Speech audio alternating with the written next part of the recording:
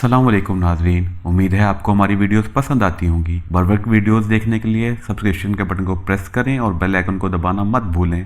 आइए चलते हैं अपने बकिया हिस्से की तरफ।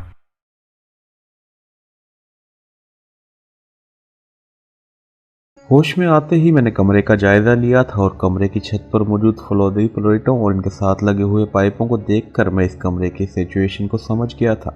मैंने वो पैनल भी देख लिया था जिस पर मुख्तलिफ बटन लगे हुए थे। इस सारे माहौल को मैं एक बार पहले भी देख चुका था, इसलिए इसे मुझे समझने में देर न लगी थी कि ये कमरा किस तर्ज का है और वो यहाँ किस तरह से अपने और अपने साथियों के बचाव के लिए मैं क्या कुछ कर सकता हूँ। मैंने ये भी देख लिया था कि टेरिसा जिस कुर्सी पर बैठी हुई थी इसके एंड में स्विच पैनल मौजूद है जिस पर इस सिस्टम के खसूसी साख्त के बटन मौजूद हैं। चुनाचा मैंने दोनों टांगों को हवा में उठाते ही इस अंदाज में टेरिसा के हाथ में मौजूद मशीन पिस्टल पर दब लगाई थी कि मशीन पिस्टल इसके हाथ से निकलकर हवा में उड़ता हुआ स्विच पैनल पर मौजूद हसास बटनों से जा टकराया और इसी तरह बेहोश कर देने वाली गैस भी ऑन हो गई और दरवाजे पर हिफाजती चादर भी आ गिरी। मशीन पिस्टल उठाकर मैं तेजी से स्विच पैनल की तरफ बढ़ा और मैंने स्विच पैनल पर मौजूद एक बटन प्रेस किया तो सुर की आवाज़ के साथ ही हिफाजती चादर उठकर छत में गायब हो गई। मैं दरवाज़ा खोला और दूसरी तरफ राहदारी में आ गया। ये एक वसी और इंतहाई शानदार कोठी थी। ये देखकर मेरे चेहरे पर हैरत के तासुरात उभर आए कि पूरी कोठी में कोई और आदमी ही मौजूद नहीं था। अलबत्ता कोठी का फाटक अंदर से बंद न था। मैं आगे बढ़कर फाटक से बाहर आया तो ये देखकर मैं एक तवील सांस लेकर रह गया कि वो कोठी शहर के किसी सुनसान और वीरान इलाके में मौजूद थी। ये शायद कोई नई तर्ज तामीर कॉलोनी थी जहां ऐसी बेशुमार कोठियां मौजूद थीं, लेकिन वो इस कोठी से दूर और काफ़ी फासले पर थी। इस कोठी के इर्द गिर्द का इलाका खाली था जहां झाड़ झंकार के अलावा कुछ ना था। ये शायद टेरिसा का कोई ख़ास ठिकाना था। चूँकि मेरे लिए ये जगह नई थी इसलिए मैं अंदाज़ा नहीं लगा पा रहा था कि मैं नराक में हूँ, बोल्टन में या फिर किसी और इलाके में। मैं कुछ देर इधर उधर देखता रहा, फिर मैं वापस मुड़ा और कोठी में आ गया। मैंने फाटक को अंदर से बंद किया और फिर तेज़ी से वापस मुड़कर मैं बरामदे से होता हुआ वापस इस कमरे में आ गया जहां टेरिसा के साथ साथ मेरे और साथी भी मौजूद थे। मैंने कमरे में आते ही एंटोनियो की तलाशी लेना शुरू कर दी और फिर मैं एंटोनियो की जेब से लंबी गर्दन वाली शीशी की एक बोतल बरामद करने में कामयाब हो गया जिस पर बाकायदा लेबल मौजूद था। मैंने लेबल को देखा और फिर मुस्कुराता हुआ आगे बढ़ा। ये एंटी गैस सेप्टिक था जो हर किस्म के बेहोश कर देने वाली गैस के असरात ख़त्म कर देता था। मैंने बोतल का ढक्कन उठाया और बोतल का दहाना सफदर की नाक से लगा दिया। एक लम्हे बाद इसने शीशी हटाई और फिर मुझे कैप्टन शकील और फिर तनवीर, जूली और सबसे आखिर में सालिया की नाक से लगाकर मैंने इसका ढक्कन बंद करके इसे जेब में डाल लिया। फिर मैंने सफदर के लिबास की खुफिया जेब से खंजर बाहर निकाला और इसे अपनी जेब में रख लिया। जब तक मेरे साथी होश में ना आ जाते मैं इनकी रस्सियाँ काटना नहीं चाहता था क्योंकि इस तरह वो कुर्सियों से नीचे फर्श पर गिर जाते और इन्हें चोट लगने का खतरा था। चंद लम्हों बाद सफदर के जिस्म में हरकत के आसार नमूदार होने लगे। फिर इसने कराहते हुए आंखें खोल दी। मैं खामोश खड़ा इसके पूरी तरह होश में आने का इंतजार करता रहा। ये सब क्या है? ये हम सब बंधे हुए हैं, सफदर ने पूरी तरह होश में आते हुए कहा तो मैंने जेब से खंजर निकाला और सफदर की कुर्सी के हक में आकर मैंने खंजर से रस्सियाँ काटना शुरू कर दी और साथ ही मैंने मुख्तसर तौर पर सफदर को तमाम वाक़यात भी बता दिए। ओह, ये तो वाकई आपने कारनामा सर अंजाम दिया है, वरना टेरिसा और एंटोनियो तो यकीन आप समेत हम सबको हलाक कर देते, सफदर ने कुर्सी से उठते हुए कहा। हाँ, ये ऐसा ही करना चाहते थे इसलिए मुझे हरकत में आना पड़ा, लेकिन मेरी समझ में ये बात नहीं आ रही कि टेरिसा के साथी यहाँ क्यों मौजूद नहीं है। बहरहाल अब ये बातें टेरिसा से ही मालूम होंगी, मैंने कहा। इसी लम्हे कैप्टन शकील भी होश में आ गया और फिर एक एक करके बाकी साथी भी होश में आते चले गए। मैंने और सफदर ने इनकी रस्सियाँ भी काट दी। तुम सब असला लेकर बाहर जाओ और टेरिसा और एंटोनियो के साथियों को चेक करो। हो सकता है कि टेरिसा के साथी कोठी के बाहर निगरानी कर रहे हों। अगर ऐसा हो तो इन्हें बेहोश करके अंदर ले आना, इन्हें हलाक मत करना। मैंने सफदर, सालिया और कैप्टन शकील और तनवीर से कहा। वो चारों सर हिलाते हुए दरवाजे की तरफ बढ़ गए। जूलिया, तुम टेरिसा को कुर्सी पर रस्सी से बांधने में मेरी मदद करो, मैंने जूलिया से कहा और जूलिया सर हिलाती हुई आगे बढ़ी। चंद लम्हों बाद टेरिसा कुर्सी पर रस्सी से बंधी हुई थी। मैंने एंटोनियो को भी उठाकर एक कुर्सी पर डाला और इसे भी बांधना शुरू कर दिया। इन्हें गोली मारो, ख़त्म करो, अब क्यों मामले को लंबा कर रहे हो, जूलिया ने कुर्सी पर बैठते हुए कहा। इस वक्त चूँकि साथियों में से कोई भी मौजूद नहीं है इसलिए मैं तुमसे ख़ास बात करना चाहता हूँ। मैं जूलिया के साथ वाली कुर्सी पर बैठते हुए इंतहाई संजीदा लहजे में कहने लगा तो जूलिया के चेहरे पर यकलक मुस्तरद के तासुरात नमूदार होने लगे। इसकी आंखों में यकलक अजीब सा खुमार छाने लगा। ख़ास बात वो क्या, जूलिया ने कदर जज्बाती लहजे में कहा। तुम सीक्रेट सर्विस की डिप्टी चीफ हो और ये इतना बड़ा ओहदा है कि लोग इस ओहदे के लिए तरसते हैं, लेकिन तुमने शायद महसूस नहीं किया लेकिन मैंने महसूस किया है कि अब सीक्रेट सर्विस के मेंबरों को यकीन होता चला जा रहा है कि चीफ ने तुम्हें सिर्फ इसलिए ये ओहदा दे रखा है कि तुम्हें इज्जत दी जाए, वरना तुम्हारे अंदर इस ओहदे के लिए मखसूस सलाहियतें नहीं हैं। हालांकि चीफ तो बहरहाल चीफ है, ये बात मैं भी जानता हूँ कि तुम्हारे अंदर मुझ समेत सब मेंबर से ज़्यादा सलाहियतें हैं, लेकिन न जाने क्या बात है कि तुम हर वक्त सिर्फ जज्बाती अंदाज में सोचती हो और अकल से काम लेना छोड़ती जा रही हो। इसलिए मेरा मुखलिसाना मशवरा है कि या तो तुम ये ओहदा छोड़ दो या फिर कम अज़ कम मिशन के दौरान इस ओहदे की लाज रखा करो, वरना ऐसा भी हो सकता है कि चीफ ये ओहदा किसी और को दे दे।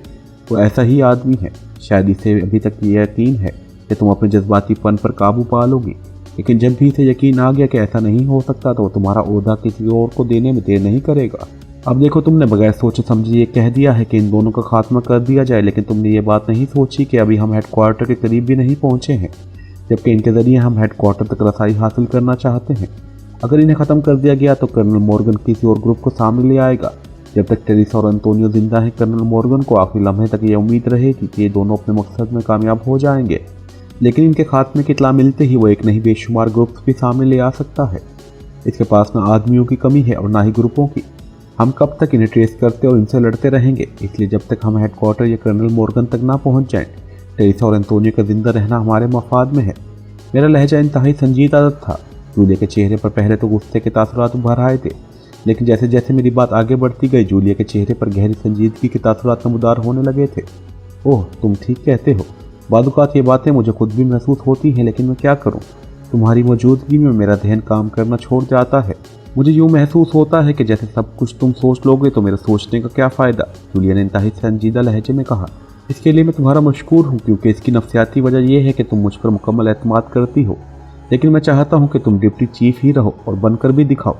अब तुम देखो, तुम्हारे अलावा बाकी मेंबर भी मुझ पर एतमाद करते हैं, लेकिन इसके बावजूद कैप्टन शकील मुसलसल सोचता रहता है, तज्जिया करता रहता है। सफदर भी अपने तौर पर सोचता और तज्जिया करता रहता है, और जो बात इसकी समझ में नहीं आती वो इस पर खुलकर सवाल करता है। तनवीर की बात छोड़ो, इसका मिजाज सोचने का और अंदाज मुख्तलिफ है। वो सोचने से ज़्यादा डायरेक्ट एक्शन का कायल है, और ऐसे लोग किसी भी टीम का इंतहाई कीमती सरमाया होते हैं। लेकिन ये सब मेंबर्स हैं, तुम डिप्टी चीफ हो, तुम्हें इन सब से नुमाया और मुनफरिद रहना चाहिए। मैंने कहा, ठीक है, तुम्हारा शुक्रिया, तुमने वाकई मेरी आंखें खोल दी हैं। अब तुम्हें शिकायत का मौका नहीं मिलेगा, जूलिया ने कहा। एक और बात भी बता दूं, न जाने क्या बात है कि मेरा दिल कह रहा है कि तुमसे आज सारी बातें कह डालूं। हो सकता है मेरी मौत का वक्त करीब आ गया हो। मैंने कहा, मौत का वक्त तो जब आएगा तब आएगा, तुम बात करो, जूलिया ने मुंह बनाते हुए कहा। तो मैं बेख्तियार मुस्कुरा दिया। गुड, मैंने यही बात चेक करने के लिए अपनी मौत की बात की थी, ताकि देख सकूं कि तुम्हारे लाशाऊर ने भी मेरा मशवरा कबूल किया है या नहीं, और मुझे खुशी है कि ऐसा हुआ है, वरना तुम लामोहल्ला जज्बाती होकर मुझे जवाब देती। बहरहाल जो बात मैं कहना चाहता था वो यह है कि तुम्हारे अंदर जज्बातीपन ख़त्म हो तो संजीदगी के बजाय तलखी आ जाती है और तुम मुझसे लड़ना शुरू कर देती हो। इस तरह एक बार फिर तुम सोचने का दुरुस्त अमल तर्क कर देती हो। तलखी और गुस्से के एहसासात की वजह से जहन काम करना बंद कर देता है, इसलिए अपने आप को तलखी और गुस्से से भी बचाए रखो, और इसके साथ साथ इंतहाई संजीदगी भी सोचने के अमल में मदद साबित होती है, क्योंकि इस तरह जहन बेपनाह दबाव में आ जाता है। अपने जहन को नॉर्मल और हल्का फुल्का रखो, फिर ये देखो कि तुम्हारा जहन किस तरफ काम करता है। ओके, इस लेक्चर के एक बार फिर शुक्रिया, लेकिन एक बात मैं भी तुमसे करना चाहती हूँ, और वो ये कि तुम मेरा दिल जलाने वाली बातें ना किया करो। तुम्हारी बातें सुनकर मुझे आग लग जाती है, जूलिया ने मुंह बनाकर कहा। मैं तुम्हें रोशनी में देखना चाहता हूँ। एक शायर ने कहा है कि जब अपना दिल जलाओ तो रोशनी होगी। मैंने मुस्कुराते हुए जवाब दिया तो जूलिया बेख्तियार खिलखिलाकर हंस पड़ी। इसी लम्हे दरवाज़ा खुला और सफदर अंदर दाखिल हुआ। ओह, यहाँ तो राज़ो नियाज की बातें हो रही हैं, सफदर ने मुस्कुराते हुए कहा। हम तुम्हारी और सालिया की शादी का प्रोग्राम बना रहे थे। जूलिया का कहना है कि वो चीफ को रजामंद कर सकती है, जबकि मैं कह रहा था कि चीफ से ज़्यादा सालिया की रजामंदी ज़रूरी है। मैंने जवाब दिया, तो आपका मतलब है कि मेरी रजामंदी की कोई ज़रूरत नहीं है? सफदर ने मुंह बनाते हुए कहा। तुम्हारा क्या है, तुम तो वैसे भी सहरा बांधने के लिए बेचैन हो। मैंने जवाब दिया, और इस बार जूलिया के साथ साथ सफदर भी हंस पड़ा। जी नहीं, मैं बेचैन नहीं रहा, सफदर ने हंसते हुए कहा। चलो, बेचैन नहीं हो रहे तो चैन से बांध लेना, जूलिया ने कहा, और मैं भी बेख्तियार हंस पड़ा। आपका अपने मुताल्लिक क्या ख्याल है? सफदर ने मुस्कुराते हुए जूलिया से कहा। तुमने मेरा ख्याल पूछ ही लिया है तो सुनो। मेरा ख्याल है कि तनवीर अच्छा और ताबेदार शोहर साबित हो सकता है। क्या ख्याल है? जूलिया ने कनखियों से मेरी तरफ देखते हुए कहा। ये ताबेदार किस्म के शोहर बड़े खतरनाक होते हैं। इनके अंदर न जाने कौन कौन से लावे पकते रहते हैं, और फिर किसी रोज़ वो सोए हुए आतिशफिशां की तरफ फट जाते हैं। बाकी बहरहाल तुम अक्लमंद हो, मैंने मुंह बनाते हुए जवाब दिया तो सफदर बेख्तियार कहका मारकर हंस पड़ा। लगता है आपकी काया पलट चुकी है, सफदर ने हैरत भरे लहजे में कहा। तुम इन बातों को छोड़ो, ये बताओ कि बाहर की क्या रिपोर्ट है, जूली ने मुस्कुराते हुए कहा। वही बताने तो आया था, बाहर कोई आदमी मौजूद नहीं है, सफदर ने कहा। क्या अच्छी तरह चेकिंग कर ली है, मैंने पूछा। हाँ, सफदर ने कहा।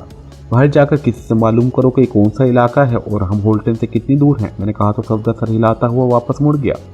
क्या मतलब है कि हम जंगल में नहीं हैं, जूलिया ने चौंक कर कहा। नहीं, ये कोई शहरी इलाका है, मैंने जवाब दिया तो जूलिया ने इस बात में सर हिला दिया। अब मुझे इसे होश में लाना है ताकि इससे कर्नल मॉर्गन के बारे में सवालात किए जा सकें, मैंने कहा तो जूलिया ने इस बात में भी सर हिला दिया। मैंने जेब से वो बोतल निकाली जिससे बेहोशी के असरात खत्म किए जाते थे और उठकर मैंने वो बोतल का ढक्कन हटाया और बोतल को टेरेसा की नाक से लगा दिया। चंद लम्हों बाद मैंने बोतल हटाई और उसका ढक्कन बंद करके इसे वापस जेब में डाल लिया और फिर दोबारा कुर्सी पर बैठ गया। कुछ देर बाद टेरेसा के जिस्म में हरकत के असरात नमूदार होने लगे। जिसने आंखें खोल दी, उसने लाशौरी तौर पर उठने की कोशिश की, लेकिन जाहिर है कि बंधे हुए होने की वजह से वो सिर्फ कसमसा कर रह गई।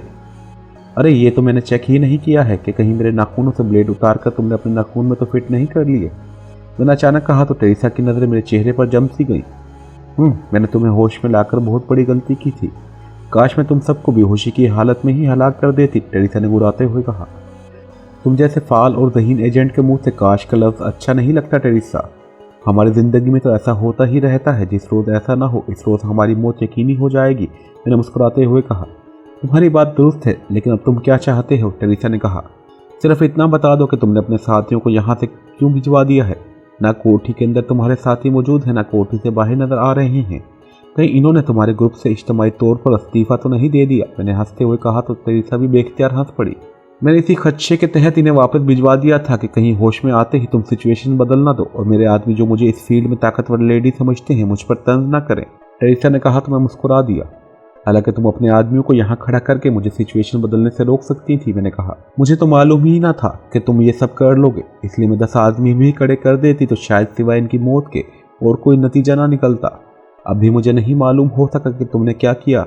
वैसे अब मुझे एहसास हो रहा है कि मैंने तुम्हारी दोनों टांगें कुर्सी के पायों से न बांध कर हिमाकत की थी। आइंदा बहरहाल मैं इस बारे में भी मोहतात रहूंगी, टेरेसा ने कहा। यह बात तो तुम इस तरह कह रही हो जैसे तुम्हें यकीन हो कि मैं तुम्हें जिंदा छोड़ दूंगा, मैंने कहा। मुझे तुम्हारे मिजाज और फितरत का अंदाजा है, तुम किसी बंधे हुए आदमी पर कभी फायर नहीं खोल सकते। बहरहाल ठीक है, अब तुम्हारा क्या प्रोग्राम है, टेरेसा ने एक तवील सांस लेते हुए कहा। मैं चाहूँ तो तुम्हें और तुम्हारे मंगेतर अंतोनियो को अभी और इसी वक्त हलाक कर सकता हूँ, लेकिन मैं जानता हूँ कि अगर मैंने ऐसा किया तो कर्नल मॉर्गन तुम्हारी जगह किसी और ग्रुप को हमारे मुकाबले पर ले आएगा। आने वाला ग्रुप हमारी तवक्को से बढ़कर साबित हो सकता है, इसलिए मैंने तुम्हें और अंतोनियो को जिंदा छोड़ने का फैसला कर लिया है। अगर तुम मुझसे वादा करो कि आइंदा तुम मेरे और मेरे साथियों के रास्ते में हायल नहीं होगी तो मैं तुम्हें और अंतोनियो को जिंदा छोड़ दूंगा, मैंने कहा। सॉरी, मैं ऐसा नहीं कर सकती। मैं और अंतोनियो इस वक्त तक पीछे नहीं हटेंगे जब तक हम तुम्हें और तुम्हारे साथियों को हलाक न कर दें। अगर तुम ये सोच रहे हो कि अपनी ज़िंदगी बचाने के लिए हम तुम्हारे पीछे नहीं आएंगे और तुम्हें हेडक्वार्टर तक पहुंचने देंगे तो ये तुम्हारी सबसे बड़ी भूल होगी, टेरेसा ने कहा। ऐसी सूरत में मुझे तुम दोनों को हलाक करना पड़ेगा, मैंने कहा। कोई परवाह नहीं, हमने तुम्हें होश में लाकर गलती की, इसकी सज़ा हमारी मौत है तो हमें ये मंजूर है। तुम बेशक हमें हलाक कर दो, लेकिन अगर तुमने हमें जिंदा छोड़ दिया तो हम इसी तरह तुम्हारे पीछे लगे रहेंगे और तुम पर मौत बनकर झपटते रहेंगे, टेरेसा ने कहा। ये तुम्हारा आखिरी फैसला है, मैंने कहा। हाँ, मैंने और अंतोनियो ने एक बार जो फैसला कर लिया इस पर आखिरी दम तक डटे रहते हैं, टेरेसा ने खुश्क लहजे में कहा। ये कौन सा इलाका है, मैंने पूछा। ये लामार है, नाराक और टोरंटो से सैकड़ों मील दूर है। ये हमारा रेड पॉइंट है जहाँ हम तुम जैसे खास मुजरिमों को लाते हैं और इनसे पूछ कुछ करते हैं। लामार का नाम सुनकर मेरी आंखों में चमक आ गई। तुम्हारा मतलब है कि तुमने हमें जानबूझकर टोरंटो से बहुत दूर पहुंचा दिया है, मैंने कहा। हाँ, ये जदीद तर्ज का इलाका ज़रूर है, लेकिन अभी ये सारा इलाका ज़ेर तामीर है, इसलिए यहाँ तुम्हें ना तो कोई हवाई अड्डा मिलेगा और ना ही ऐसी सड़कें और रास्ते जिन पर तुम सफ़र करते हुए टोरंटो या किसी और जगह पहुँच सको, टेरेसा ने मुस्कुराते हुए कहा। तो तुम यहाँ कैसे आते जाते हो और इस इलाके के मकीन के ज़राए आमदोरफ्त क्या हैं, मैंने पूछा। लोगों का ज़राए आमदोरफ्त अपनी गाड़ियाँ हैं और हम यहाँ हेलीकॉप्टर से आते जाते हैं। जिस तरह मैंने अपने साथियों को यहाँ से भेज दिया था इसी तरह मैंने हेलीकॉप्टर भी वापस भेज दिया था ताकि तुम इस पर कब्जा न कर सको और हेलीकॉप्टर के जरिए टोरंटो ना पहुँच सको, टेरेसा ने कहा। चलो कोई बात नहीं, ज़राए आमदोरफ्त के लिए यहाँ गाड़ियाँ तो इस्तेमाल होती हैं ना। तुम्हारी यहाँ कोई गाड़ी नहीं है तो क्या हुआ, मेरे साथी दूर नज़दीक रिहाई गाहों से जाकर कारें उड़ा लाएंगे, मैंने कहा तो टेरेसा खामोश हो गई। मैंने इससे कई सवालात पूछे लेकिन टेरेसा एक तरबियत याफ्ता लेडी एजेंट थी। मुझे इससे यही तवक्को थी कि वो किसी सवाल का जवाब नहीं देगी। तरबियत याफ्ता होने की वजह से टेरेसा और एंटोनियो पर तशद्दुद का भी कोई फ़ायदा ना होता, इसलिए मैंने टेरेसा से बातचीत तर्क कर दी। मैं उठा और टेरेसा के करीब आ गया। इससे पहले कि टेरेसा कुछ समझती, मेरा हाथ हरकत में आया और टेरेसा के हलक से तेज चीख निकली और दूसरे ही लम्हे इसका सर ढलकता चला गया। मैंने इसकी कनपट्टी पर जोरदार मुक्का रसीद कर दिया था और वो बेहोश हो गई थी। मैंने एहतियातन एक बार फिर इसके सर पर मुक्का मार दिया कि कहीं वो मक्कर तो नहीं कर रही, लेकिन टेरेसा के जिस्म में कोई हरकत ना हुई तो मैंने इत्मीनान का सांस लिया और जूलिया के साथ कमरे से बाहर आ गया। बाहर मेरे साथ ही मौजूद थे। मैंने इनके साथ मिलकर रिहाइशगाह की तलाशी ली तो मुझे वहाँ एक ट्रांसमीटर मिल गया। मैंने ट्रांसमीटर ऑन किया, फिर इस पर एक फ्रिक्वेंसी एडजस्ट करने लगा। इसके बाद मैंने माइकल के नाम से दूसरी तरफ कॉल देना शुरू कर दी। Yes Ronald attending you. Over. रब्ता मिलते ही दूसरी तरफ से रोनाल्ड की आवाज़ सुनाई दी। माइकल बोल रहा हूँ, मैंने कहा। ओह मिस्टर माइकल, आप कहाँ हैं? मैं काफ़ी देर से स्पेशल ट्रांसमीटर पर आपसे रब्ता करने की कोशिश कर रहा था, लेकिन दूसरी तरफ से रोनाल्ड ने तेज़ तेज़ बोलते हुए कहा, मैं ऐसी जगह हूँ जहाँ खुद मुझे अब भी अपनी खबर नहीं है। मैंने मुस्कुराते हुए कहा, अपनी भी खबर नहीं है? क्या मतलब? मैं समझा नहीं। रोनाल्ड ने हैरत भरे लहजे में कहा तो मैंने इसे सारी तफसील बता दी। ओह, तो आपको लामार पहुँचा दिया गया है? Sad, really very sad. ये तो टोरंटो से सैकड़ों किलोमीटर दूर है। दूसरी तरफ से रोनाल्ड ने बताया, अब दूर और नज़दीक का तो मुझे इल्म नहीं है। ये बताओ कि यहाँ से निकलने के लिए तुम हमारे लिए क्या कर सकते हो? मैंने कहा, इत्तेफाक की बात है कि लामार में भी मेरा एक ठिकाना मौजूद है, लेकिन वो खाली है। वहाँ आपकी ज़रूरत की चीज़ें मैं भिजवा सकता हूँ, लेकिन इसमें कुछ वक्त लग जाएगा। अगर आप वहाँ जाना चाहें तो मैं आपको पता बता देता हूँ, रोनाल्ड ने कहा। ठीक है, बताओ, मैंने कहा। लॉरेंस रोड, एस ब्लॉक, कोठी नंबर 111। इस पर नंबर वाला ताला लगा हुआ है। मैं आपको नंबर बता देता हूँ, आप वहाँ पहुँच जाएँ।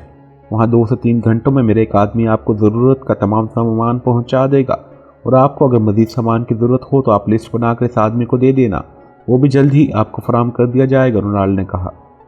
ओके, मैंने कहा, और इसके साथ ही ओवर एंड ऑल कहकर रब्ता मुनक़ता कर दिया। मैं अपने साथियों के साथ रिहाइशगाह से बाहर आ गया। इसी लम्हे मुझे दूर से एक कार आती दिखाई दी। कार जब नज़दीक आई तो इसकी ड्राइविंग सीट पर सफदर मौजूद था।